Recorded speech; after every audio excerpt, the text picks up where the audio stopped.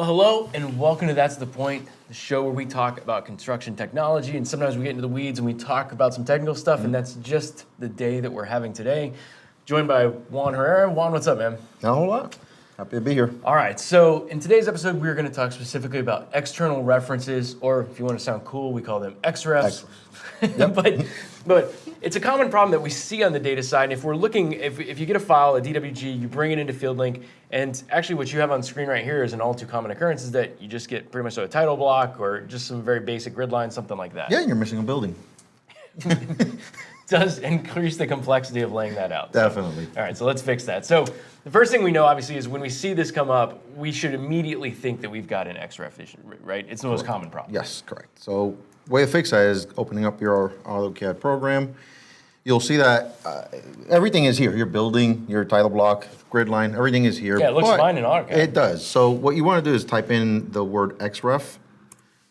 And once you get your XRef panel open, you want to, your first file is going to be the file you actually have open, and your following files will be your X references. So anytime you have more files after that initial file. Correct, and that could be 1, 2, 5, 10.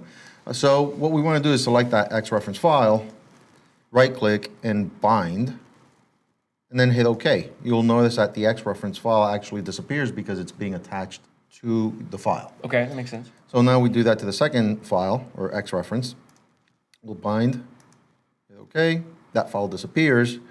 If you close your X reference panel, you'll see that everything is there, and it's not. And it looks almost identical, except for it's just a little bit brighter. It's hard to depict. Yep. Yeah. So now what you want to do is just go in there and save your file. Okay. So once you've saved your file, we go back into FieldLink.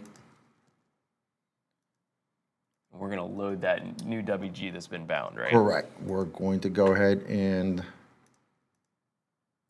delete that bad one, and we're going to bring in the one that's been fixed. There you go.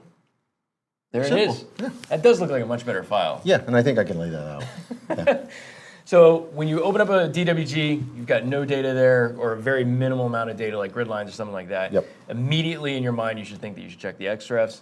Go through the simple step, use the XRef tool in AutoCAD, bind everything together, and then when you bring it back into FieldLink, it'll look like it's supposed to look. Yep, absolutely. That's it. Pretty simple process. That is very simple. So, and don't forget, smash that subscribe button so you keep up to date with the latest tips, tricks, and pointers we have here on That's the Point. Juan, thanks for showing up, man. Yep, thank you for having me. And we'll see you next time on That's the Point.